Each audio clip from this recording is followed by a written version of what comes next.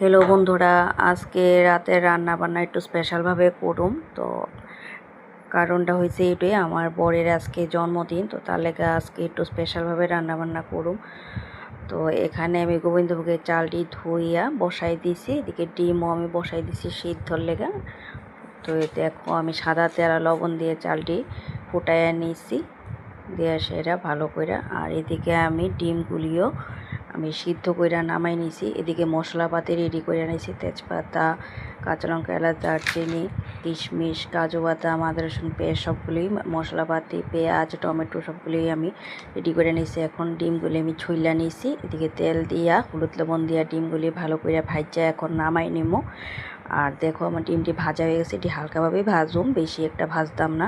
তো এদিকে ওখানে দিয়ালাম ওই তেলের মধ্যে পেঁয়াজ কুচি, তেজপাতা ফোড়ন আর টমেটো কুচি, কাঁচা লঙ্কা, আদা রসুন পেস্ট দিয়া ভালো করে মশলাটা আমি কষাইয়া নিছি।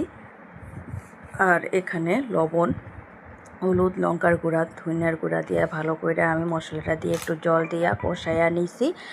আর সঙ্গে আমি ডিম গলিয়ে দিয়ে লেছি, যাতে মশলাটা ডিমের মধ্যেও একটু লাগে। তো তার লেগাতে এখন আমার মশলাটা ভালো করে এখন কষা হয়ে গেছে। তো এদিকে দিয়ে লেছি জল একটু ঝোলের লেগা। তো এটা একটু মাখামা করে রাখুন। তো নামাইতে গরম মশলা দিয়ে লাইছি, এটা দেখাইতে পারলাম না। তো দেখো কি সুন্দর করে আমার ডিমের কারিটা হয়ে গেছে গা। আর এদিকে করে এলাম পোলাওটা। তো আমি বেশি করে তেল আর ঘি দিয়ে সেরা প্রথমে তেজপাতা দিয়ে লাইছি, দিয়ে সেরা আমি দিয়ালাম এখন এলাচ, দারচিনি, গোলমরিচ,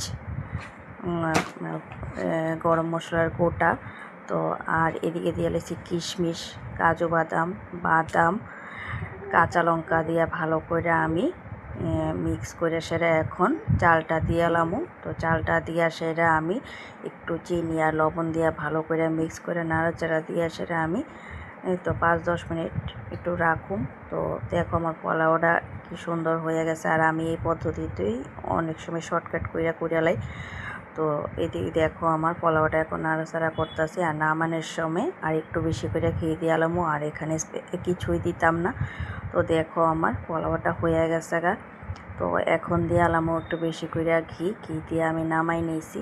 আর এদিকে দিয়ে লাইছি আমি থালাটা রেডি করে লাইছি পোলাও, স্যালাড হিসেবে পেঁয়াজ আর 2-1টা আমি পটল ভাজি করছি। আর এখানে ডিমের কারি, তো বরকে নিয়ে দিলাম। তো আজকে স্পেশালভাবে এর লেগেই কইছি যে রান্নাবান্না করুম। তো এখন বর খাইব।